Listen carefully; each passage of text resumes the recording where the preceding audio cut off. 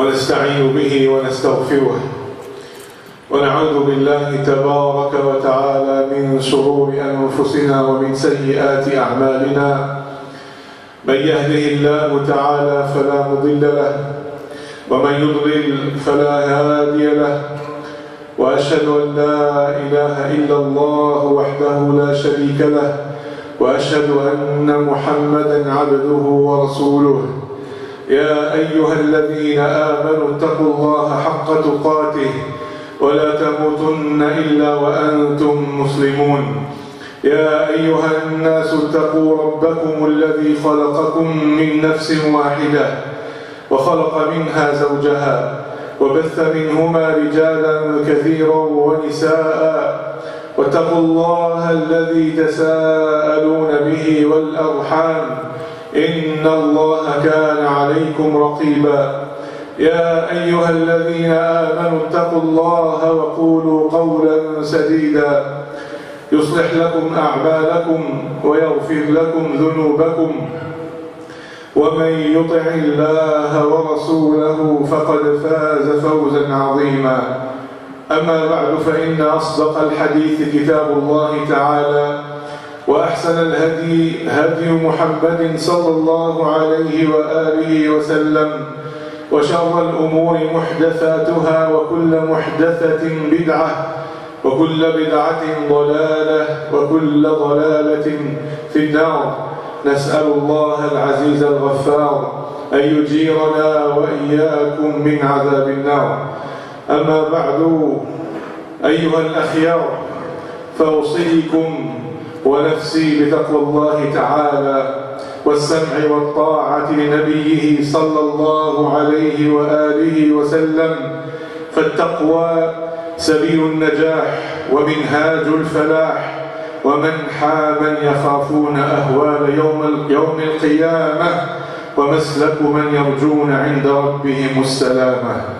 قال الله عز وجل في محكم كتابه: يا أيها الذين آمنوا لا تقدموا بين يدي الله ورسوله واتقوا الله إن الله سميع عليم. أيها المؤمنون، القرآن الكريم هبة الله تعالى لعباده في الأرض، وهداية لمن استرشد به، وحصانة لمن آمن به، وهو حبل الله المتين والذكر الحكيم، وهو الصراط المستقيم الذي لا تزيغ به الأهواء ولا تلتبس به الألسنة، ولا يشبع منه العلماء، ولا يخلق من كثرة الرد، ولا تنقضي عجائبه. من قال به صدق، ومن عمل به أجر، ومن حكم به عدل، ومن دعا إليه هدي إلى صراط مستقيم. ومما جاء فيه سورة جامعة للخيرات، مانعة للمنكرات، مبينة للعديد من الفضائل، ناهية عن العديد من الرذائل، سورة تنظم علاقة الفرد بالمجتمعات، وهي فضائل لا يستغني عنها الأديب ولا تفوت العاقل اللبيب. إنها سورة الحجرات. فمن تلك الآداب وتلك التوجيهات التثبت في الأمور والتأكد من الأخبار المنقولة، حتى لا يتعكر صفو العلاقات الاجتماعية، ولا يتفرق الجمع والشمل بسبب أخبار غير صحيحة وشائعات غير ثابتة. قال الله عز وجل: يا أيها الذين آمنوا إن جاءكم فاسق بنبأ فتبينوا أن تصيبوا قوما بجهالة فتصبحوا على ما فعلتم نادمين. وفي رواية عند الكسائي: قال في رواية أخرى تبينوا، تقرأها تثبتوا، فالتثبت عند سماع الأخبار وما ينقل من الكلام أمر مطلوب، فكم أورث عدم التثبت تفرقة وبغضاء وعداوة وشحناء بسبب وشاية لا حقيقة لها وخبر لا أساس له.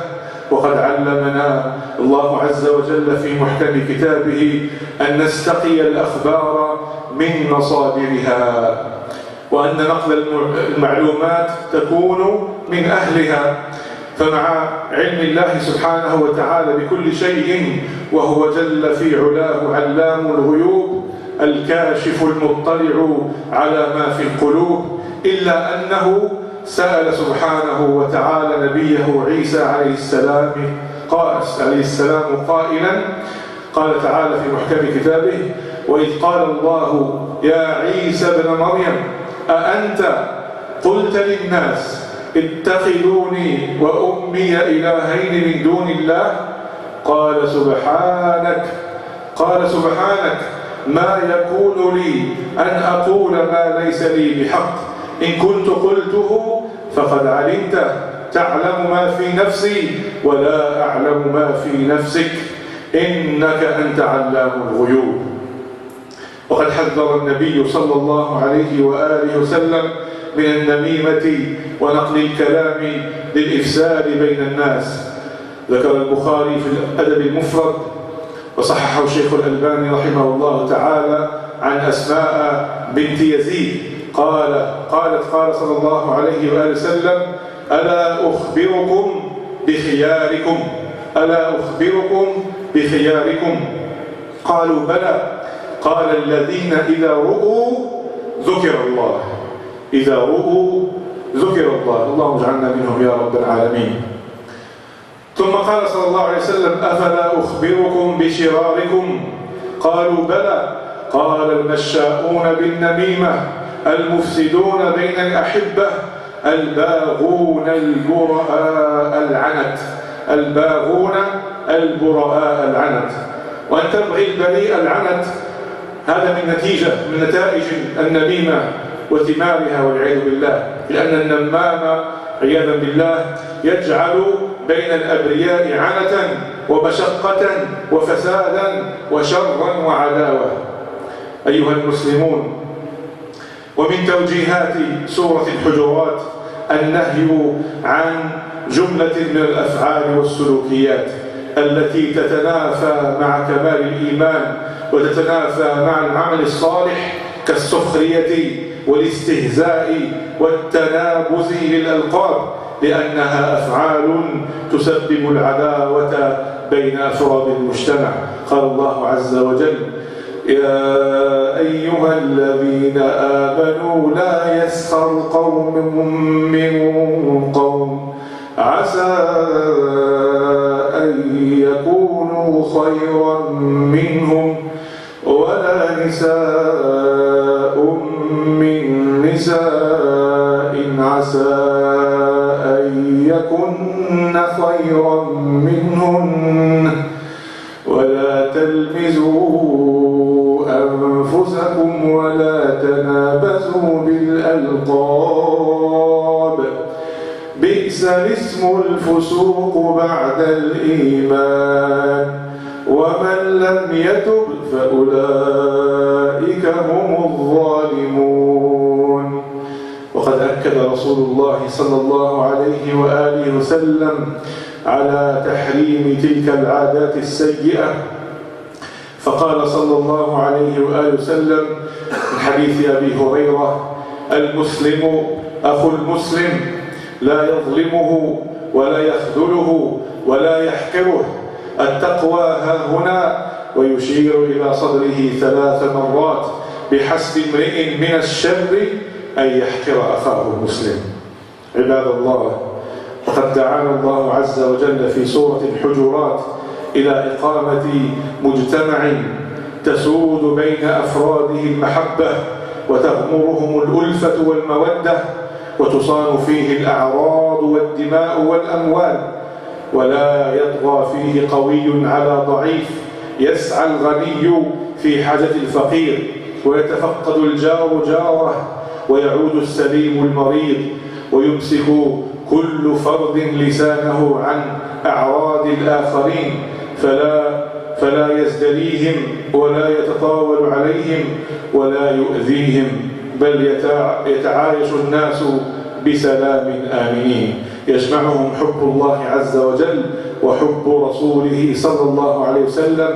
وتلك هي صفات المجتمع التي أراد الله عز وجل بقوله في محكم كتابه: يا أيها الناس إنا خلقناكم من ذكر وأنثى وجعلناكم شعوبا وقبائل لتعارفوا إن أكرمكم عند الله أتقاكم إن الله عليم خبير.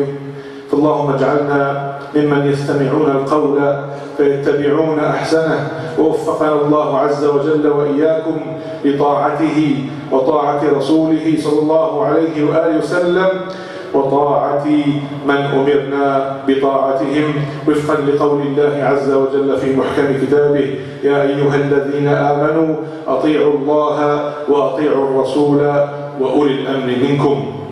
Brothers and sisters, Allah subhanahu wa ta'ala has bestowed the bounty of Al-Quran upon the believers. He made it a source of guidance for the ones that take it as a guide, and a fortress for whoever believes in it, and a strong robe that Allah subhanahu wa ta'ala has left for His believing servants, one that they can hold on in order to attain safety on the day of reckoning. It is the straight path, and whoever walks it, he will be safe from the fitan. He will be safe from al-hawa, the vain desires. He will be safe from the evil side of himself, and he will be safe from the hardships of the day of judgment. The Quran is the first miracle of the Prophet Muhammad sallallahu alayhi wa sallam. A miracle in its language, a miracle in the matters of the unseen, al-ghayb, the unseen that it reveals, a miracle informing about things of the past, and a miracle foretelling the things of the future, a miracle in revealing scientific facts that only have been discovered recently. The Quran is a source of guidance for the believers. It teaches them the correct creed, al-aqidah. It teaches them the true worship of Allah subhanahu wa ta'ala, and it teaches the believers how to behave properly and how to deal with each other the right way. As you know, these are the three legs upon which our religion stands: al-aqidah, al-ibadat, al-mu'amalat. The creed first, then the worship of Allah subhanahu wa ta'ala the correct way, the right way, and the dealings with people, al-mu'amalat, how to deal with people the right way. And subhanAllah, in this particular surah that we were mentioning, that we're talking about today, there are some prime examples for Allah subhanahu wa ta'ala. What us to do and how He wants us to behave subhanahu wa ta'ala. قال تعالى: يا أيها الذين آمنوا لا تقدموا بين يدي الله ورسوله واتقوا الله إن الله سميع عليم.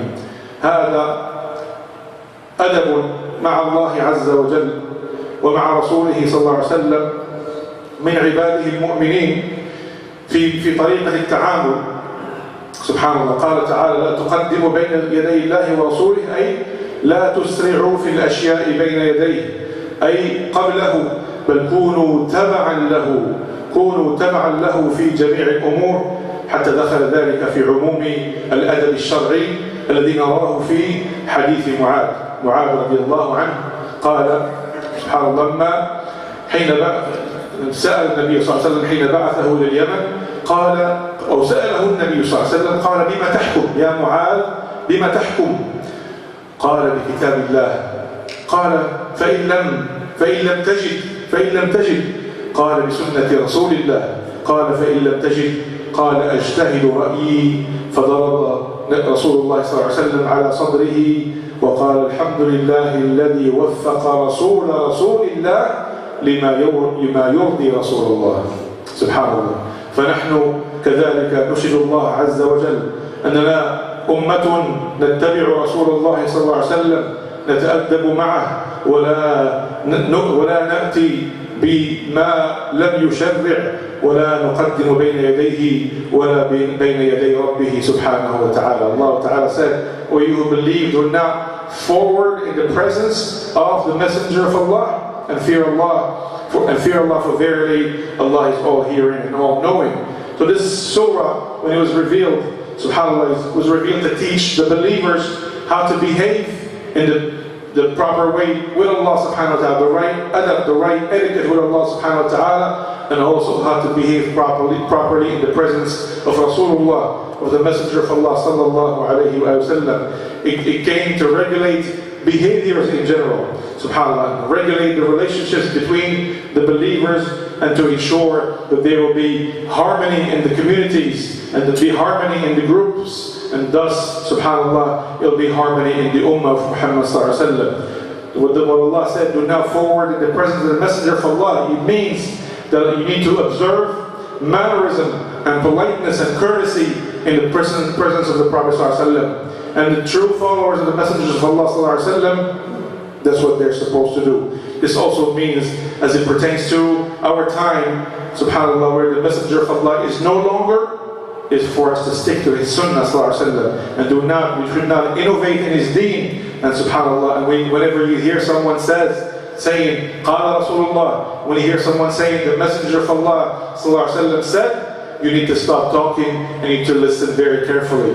This is one of the mannerisms that we need to have with the Prophet sallallahu alaihi wasallam. Also, one of these etiquettes that came to us with this tremendous surah, Yarhamukallah, is subhanAllah, to verify things, to always verify when news are being conveyed to you, subhanAllah, so you do not fall in transgression, so you do not fall in the oppression of others, and subhanAllah, so by listening to the rumors. قال الله عز وجل, Allah Ta'ala said, "O you believe, if an evildoer," and look how he started this, if an evildoer comes to you with a report, that subhanAllah, just the fact that this person is reporting something, he's already considered as a fasiq, as an evildoer. If an evildoer comes to you with a report, look closely into it, lest you should, or you would harm people with ignorance, then you will be full of regret after that for what you did. So it is crucial for the believers to verify their news,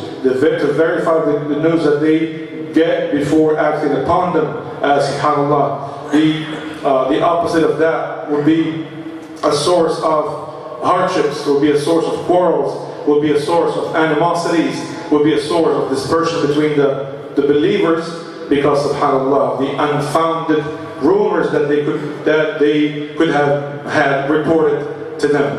SubhanAllah, that is why the believers, subhanAllah, when they have to listen and hear from sources that they do trust in everything, in news, in your deen especially, you listen to sources that are trustworthy. You listen to sources that you can trust.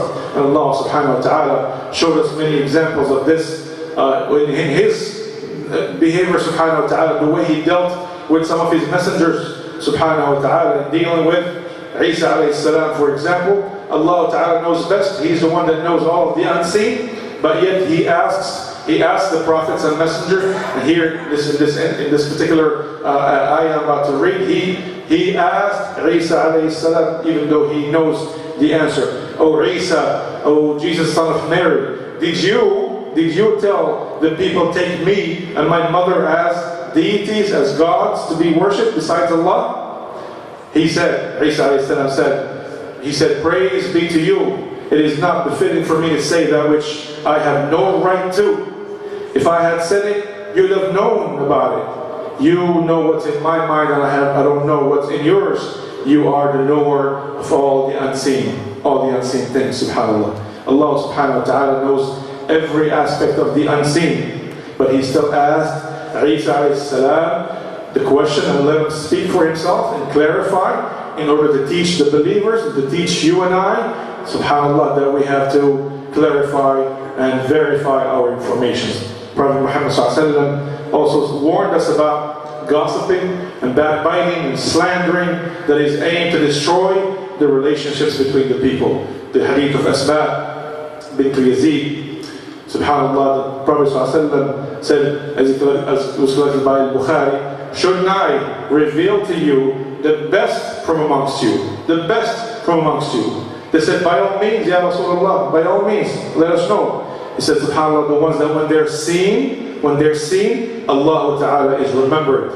When the person is seen, Allah Ta'ala is remembered. And he said, shouldn't I tell you and reveal to you who are the worst from amongst you? They said, by all means, Ya Rasulullah. He said, the ones that transmit or convey gossip, the ones that separate the loved ones, and the ones that create animosities between the innocent ones, subhanAllah. Na'udhu billahi min dhalik. Brothers and sisters, from the teachings of Surah Al-Hujuraat, the fact that, subhanAllah, Allah Ta'ala forbade a whole set of behaviors that go against the teachings of Islam, against the perfection of Iman, and against the lofty behavior of and mannerism of that the Prophet Muhammad ﷺ showed us by example, such as the believers mocking each other and with words and sign language, subhanAllah, and giving each other negative nicknames and positive nicknames. There's nothing wrong with that. Abu Fulan, Abu Fulan, Abu Fulan. Those are positive, wonderful nicknames because they're the Sunnah of Muhammad ﷺ. But giving each other nicknames that pertain to any imperfection that they have or something negative that they dislike, that's what Allah subhanahu wa ta'ala is talking about. This goes for the spoken word. You say in words, or you can do it in sign language as well, and that is also forbidden. Allah ta'ala said, "O you who believe, let not people mock others, perchance they might be better than them." Don't mock somebody, because Allah is telling you don't know that person could be better than you. In the eyes of Allah, that person that you see, subhanAllah, as inferior to you, as you see that you are better than him, he might be better than you in the eyes of Allah subhanahu wa ta'ala. We saw that a lot with the stories of the Sahaba. Some people that, subhanAllah, they were given no weight in society, but subhanAllah, in the eyes of Allah, they had a tremendous weight. Allah goes on to say, and women, and subhanAllah, Allah talked about people in general, and then He talks specifically about women, because of women are afflicted with this. Allah subhanAllah, we ask Allah Ta'ala to forgive us and forgive them. Women do fall in that a lot. That's why Allah Ta'ala specified about women, and women mock other women, perchance that they might be better than them. And do not find faults or shortcomings in each other, and do not call each other with nicknames, meaning negative nicknames. Evil is a bad name after faith, subhanAllah. And whoever does not repent surely are the unjust. We ask Allah subhanahu wa ta'ala not to make us from the unjust. Prophet Muhammad sallallahu alaihi wasallam has made it clear to the ummah that subhanAllah, these bad habits are forbidden. And as the believers that follow Muhammad sallallahu alaihi wasallam should correct these behaviors. We have to correct these behaviors in ourselves, and especially our children, as good behaviors are taught at a very, very early age. So do not let your children catch you doing something like that, subhanAllah, because they will mimic you, they will imitate you. If you're doing good deeds, they will imitate you, and if you're doing the wrong things, they will also imitate you, subhanAllah. And especially our kids, the ones that go to the regular schools, to the public schools, they are exposed to a lot of really terrible habits, as you know, teasing and mocking and bullying and things like that. And subhanAllah, sometimes you find that your kid has to adjust and become like them in order to blend in. But subhanAllah, it is your duty, it's our duty, all of us, to correct these things immediately, because a bad habit, if it's left unchecked, then it becomes a big problem afterwards. SubhanAllah, it could be small, and it could be easy to correct when they're young, but when they're older, SubhanAllah, it will become very, very difficult. And SubhanAllah is something that we have to be very, very careful with. أخرج مسلم عن أبي هريرة رضي الله عنه قال صلى الله عليه وسلم: لا تحاسدوا ولا تناجشوا ولا تباغضوا ولا تدابروا ولا يبيع بعضكم على بيع بعض وكونوا عباد الله إخوانا. المسلم أخو المسلم لا يظلمه ولا يخذله ولا يحقره. التقوى ها هنا، ويشير إلى صدره 3 مرات: بحسب امرئ من الشر أن يحقر أخاه المسلم. كل المسلم على المسلم حرام دمه وماله وعرضه. It was collected by Muslim on the authority from Hujuraat. The Prophet Muhammad said, do not envy each other and do not inflate prices by overbidding against each other, subhanAllah, when it comes to buying and selling. And do not harbor malice against each other, and do not enter into commercial transactions when others have entered into that same transaction, subhanAllah.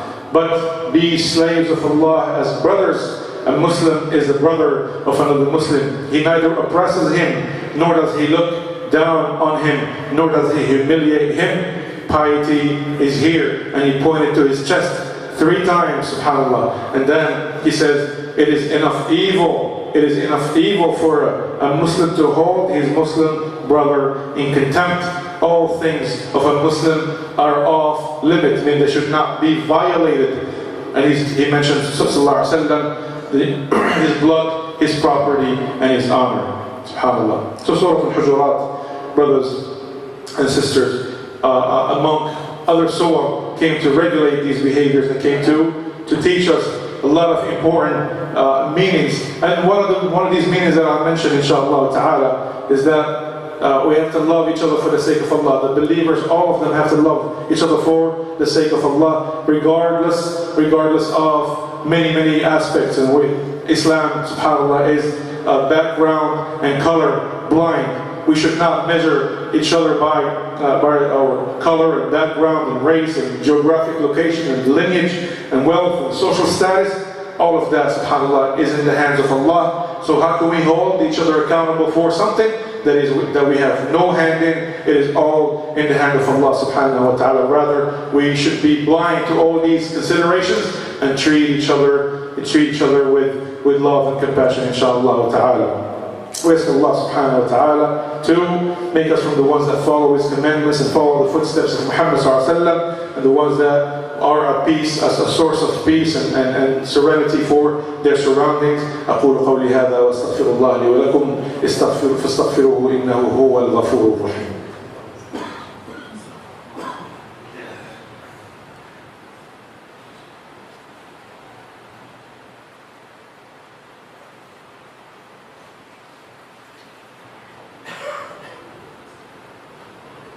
Alhamdulillah, salatu wassalamu ala rasulillah wa ala alihi wa sahbihi wa wala. Brothers and sisters, let us fear Allah subhanahu wa ta'ala, and let us stay away from some of these bad habits, backbiting, gossiping, slandering. There's a lot of harm that comes from that for the individual and for the community and for the ummah. Allah subhanahu wa ta'ala said, let not one of you backbite the other. Would you like to eat the flesh of your dead brother? SubhanAllah. No or nay, you would hate it. SubhanAllah. Fear Allah, for Allah is forbearing and merciful. And SubhanAllah, hadith of Muslim, hadith in Sahih Muslim, the Prophet ﷺ asked, do you know what is ghaiba? Asked the Sahaba, do you know what is ghaiba? They said, Allah and His Messenger know best. He ﷺ said to mention your brother with that which he would hate. To mention your brother with that which he would hate. They said, Ya Rasulullah, do you see if what we say about him is true? He said, then you backbit him.